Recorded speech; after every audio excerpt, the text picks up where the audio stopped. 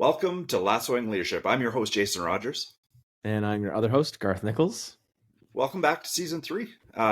This is the third podcast of Season 3, and we continue to build on our great array of guests today, Garth. No, we don't, Jason. We don't have guests today on this Larry Bird episode 3-3. We don't have guests today. Really? I thought our goal is to have guests on most of these. What's fallen through there, Garth? I don't know. March break for me, maybe. I'm not sure. We're just amateurs here. Don't forget, Jason, we are just amateurs. Rookie mindset. But we are subjecting our listeners to just you and I again today. They gotta have something to look forward to, Garth. What are they up? What are they up for? Oh yeah, we got lots coming up. We got some guests coming up, so fear not. We also have a guest-a-palooza coming up at the end of April, which I'm super pumped about. We talked a little bit about that last podcast. And then you and I are doing a podcast sort of recording thing in April with a lot of our colleagues from the CASE affiliated schools. So yeah, lots of stuff coming up. Super fun. Yeah, I think when we're out in Vancouver, maybe we'll do a couple live pods too and see who comes out for it. I think it'll be a lot of fun. So if you haven't signed up already, get on it. CASE NLC coming up in April in Vancouver. I suspect it's almost sold out, but we'll be there and we'll be doing a session and some podcasts. I'm looking forward to it. Our session is not sold out, so sign up for that one. All right, Jason, let's get going. Right on. So for those listeners that are new to the show, the podcast is where we dive into individual episodes of the hit TV show Ted Lasso to learn more about how to lead in a better, kinder, and more compelling way. We've created this podcast out of our love of learning, leadership, and, of course, Lasso. Yeah, and one of our big learnings for us over these 2 seasons was that this is the point in time in our week that Jason and I get to reflect on leadership, what's important, and then invite you, our listeners, into this reflection and sometimes our guests. So to do this, to get this reflection going, we talk about our favorite characters of the episode, leadership sort of nuggets of gold. We also take a stab at, just for fun, renaming each episode. And then we like to leave you, our listeners, with a leadership challenge based on our learnings. All right, Garth. I really like this episode. We get to meet a new character, at least two actually. But before we get into the characters of the summary, we always do listener feedback. So what have you been listening to or hearing from other people out there? Yeah, like as I said, we're recording this over the tail end of our March break, and I'd like to report this. We've had some of our closest friends comment on the pod, and even some former students of mine. I'm going to shout out former senior basketball player, graduated last year, Sophie. I coached her for many years, and she writes to me. And she says, I just wanted to email you to say hi, obviously, and let you know that I recently had the chance to listen to your senior basketball podcast of Lassoing Leadership. Good one, Garth. And absolutely loved it. I just started the episode with Carla DiFilippo. I'm looking forward to it. And there's she specifically says the Brené Brown quote that you shared regarding leadership, to be clear is to be kind, really resonated with me. And she couldn't agree more with us. So, and also she reflected, because she was a topic of conversation in that podcast. She said, hearing what my players had to say, they spoke so positive about my leadership efforts, brought a huge smile to my face. And she says, it's always my aim to lead effectively. So knowing that you've noticed and appreciate it means a lot. It's nice to hear my leadership was successful in some ways. So I thought that was really sweet. I always appreciate hearing from former students. And Sophie is a great basketball player, real leader on and off the court for us. So I thought I'd share that with our listeners. What have you been hearing, Jason? Good news, feel good story, Garth. Thanks for sharing that. Once more, I want to highlight one of our friends over at Teaching Light Ted Lasso podcast. David Coffey took some time to interview us, and I think the episode turned out really nice. It actually dropped right in the middle of March here, so that's exciting. David continues to be an avid listener of ours, and he called out the Lego lesson from a couple episodes ago. And right now I'm in the middle of our spring break and been taking a little time to build some Lego with my boys. Nice. But enough about play. Garth, I'm dying to jump into this episode, so why don't you hit us with the summary? Sure thing.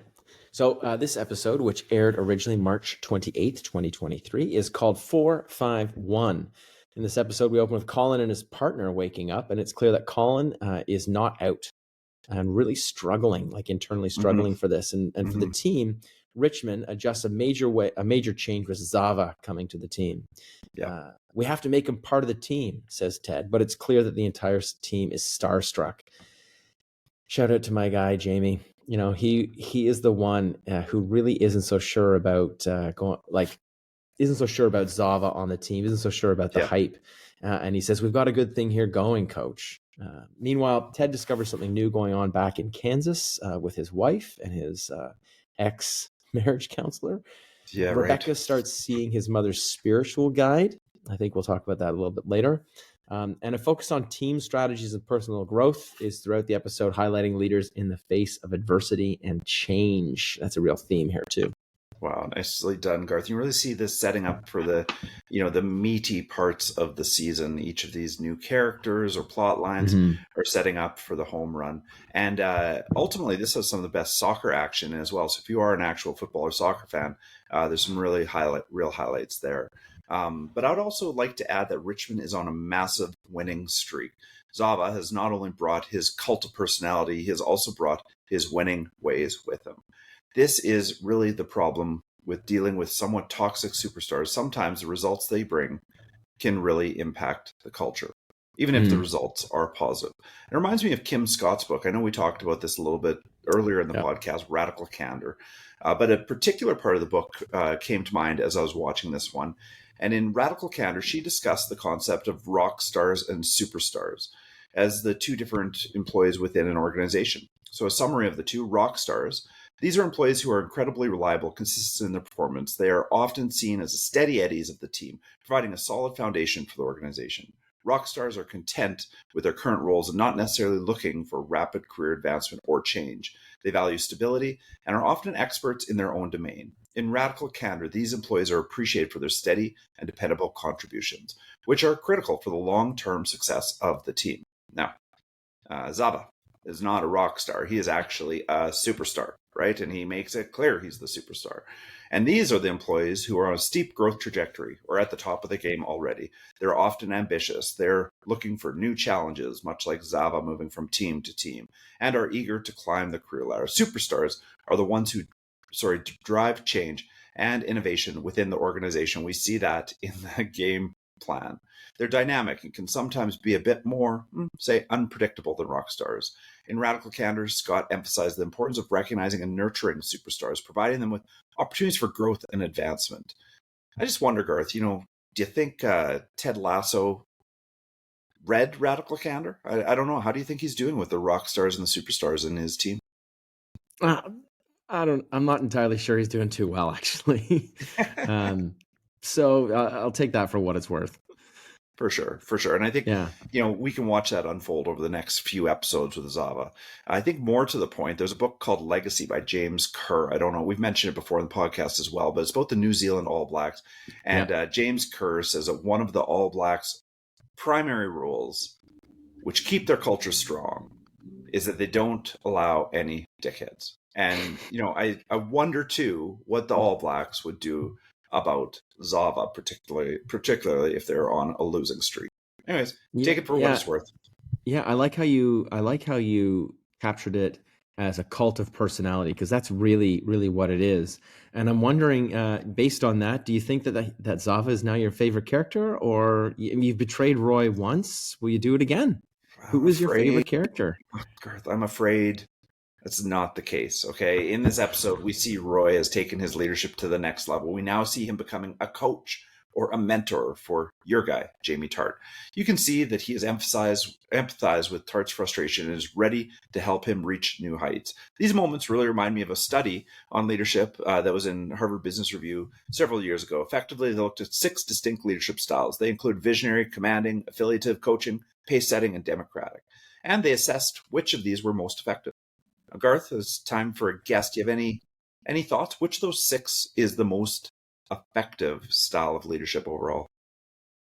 Well, I'm making an assumption here that it's coaching, because this is, the context in which you raise it. But also, I'd like to think, as an athlete myself, as a coach myself, I like to think that coaching over all of these other ones would be the most effective. You're totally right, Garth. I mean, you read right through me again. It was coaching. Even though other ones such as visionary, affiliative, pace setting have their place in space and are effective in their own ways, coaching overall wins the day. And I think that's why I love Roy. He's gotten there in this episode. What about you, Garth? Who are you taking? Yeah, like the arc of his character is pretty amazing. I love the way the writers have done these like small moments of understanding and epiphanies. Speaking of epiphanies, great Yeah. character arcs for me. It's Jamie Tart. He is a complete character, and he's able to see himself through the eyes of others as they look at Zava. He's able to he's able to understand his own shortcomings and Hmm. work off of them. And though Zava has a different approach than Jamie, Jamie can see through how Zava will eventually leave this team less than the sum of its parts. I mean, Yes. his line to Ted about players only caring about themselves, brilliant. Hmm. And Beard says, Jamie, don't you think coming from you, that's ironic? And like Jamie says, we've got a good thing going here, Yeah. and he will sort of F it all up. And then as he walks out of the room, he drops a logic bomb. He turns to Beard and says, I wasn't being ironic. I was being hypocritical. So I'm telling you, like, that is a moment where he is showing Beard, sort of the wise one of the show. He is becoming wise, and he is surprising people. And I just loved him in this episode. Yeah, the writing in the show is so good, and that is a moment. It's just so fun to see him flip that back to Beard, and the Beard have to recognize that Jamie was right. Yeah. So it's just like they keep coming in Lassoing Leadership, or in Ted Lasso with leadership lessons. So Yeah. I saw some really great leadership lessons here, Garth. Do tell. Well, it's a simple yet powerful metaphor for team success. Do you remember when Rebecca was visiting her mom's psychic? Yeah. The matchbook, the green matchbook. Is that a Yeah, metaphor right. for And you? it comes into play a little. Nah, I'm going to take a little bit of turn on you. It's actually about the bowl they both touch. The psychic introduces the Japanese art of kintsugi to Rebecca. It is a process where you take a broken bowl and you mend it with a golden adhesive. In essence, the process takes something that's broken and makes it better than it ever was. Now, in my mind, this is leadership. We have to acknowledge the cracks in everything. It's a little quote from a Leonard Cohen song, and work with them to make our organizations and teams better and stronger than they were ever before. I So there love you have it, that. Garth. Yeah. The other side of that Leonard Cohen quotation is that's how the light gets in. Yeah. Yeah. That's how you Love it. learn something, right? So Yeah. what about you, Garth? What you got for a leadership lesson for our listeners? Yeah. This was actually a tough one for me. Um, yeah, I think in fact what we see here is a lesson how not to lead, how not to Yep. get caught up in new and shiny. I think we all see, like, we're watching Ted go down this, the road of he shouldn't be traveling. So recently I was listening to a very popular podcast. I've talked about stoicism on this podcast before, but I do listen to Ryan Holiday, The Daily Stoic. And Great. heading into March Madness, where we are right now, Yeah. Ryan Holiday actually flew down to meet with the University of Kentucky basketball team. And on that pod episode, he's standing there in front of the whole team. He highlighted the 4 cardinal virtues of stoicism: Oh, cool. courage, courage, temperance, or otherwise known as discipline, wisdom, and justice. It's an awesome episode to listen to, and we'll link it in the show notes here if we can. And the reason I bring it up is because we see the entire club, all the Greyhounds, lose their discipline, lose their temperance, and sort of move away from what their values are. Even Ted's wisdom, like Mm-hmm. Ted's superpower, gets lost in the hype that is Zava. So Ryan Holiday's podcast on the Daily Stoic is something that I wish Ted had heard. And so my leadership lesson for this episode is the importance of self-reflection as a leader. Mm-hmm. Here, like, leaders can do this by curating their reading list, their listening list, their watch list, but by making time, as we've talked about so much in this pod, for reflecting and discussion with others. Like, I really wish he would have taken the time to listen to Jamie and actually, understand where Jamie was coming from, ask him more questions about why he felt that way. So my leadership lesson is that we need to surround ourselves with great colleagues, and more important, give them the sense of trust and belonging to challenge us, keep our vision on track, and also make us listen. There you go. It's interesting, Garth, because I agree with you wholeheartedly. And I leaned into the Ted Jamie moment when Ted is listening, albeit shortly, to Jamie. And then he says, hey, just keep it coming, Jamie, whenever. But he doesn't give him the time and space to really unfold in that moment. I mean, it reminds me of, Phil Jackson, it's Popovich and his hug him and hold him kind of moment. I think Ted, frankly, hugged him like he was there for him. He didn't hold him, and I think that might be the part he was missing. And I wonder if Ryan would join us on this podcast. Seems like we're talking about stoicism a lot. We'll have to reach out and It's see a if pretty he's a successful lasso. podcast. You I never think know. we're more likely to get Jason before we get Ryan. But okay, so let's jump but yeah. into renaming the episode, Garth. I'm dying to know what you've renamed it this time. Well, Jason, we've mentioned his name once before, so I go back to Leonard Cohen, the amazing song that closes this episode. Love and it. I love just using the title, Everybody Knows. Everybody the episode knows. really plays around with what people seem to know, but not what they don't seem to know. So, like, for example, the episode addresses the sort of nascent topic of Colin's sexual orientation. Right. He's hiding it in plain sight, but Trent Krim knows. Does know. And it's this idea of knowing and the way that Colin jokes about it in the locker room. Also, everybody knows Zava, right? And he's an amazing player, but is he the best thing for the team? Based on what, quote unquote, everybody knows, the answer is yes. How could you turn him down? But there's more to uncover here. And it seems like everyone knows what Zava will do, but can't help themselves. Right. So Jason, what about you? What are you going to rename it? Well, Garth, I'm sitting and listening to you, and I'm trying to come up with another title as you're talking, because you're not going to believe it. But I'm a huge fan of Leonard Cohen as well. And I couldn't help but use the closing song in my retitle too. All right. So we agree. Hallelujah. Hallelujah. Good one. No, we don't agree that. Is it closing time? No.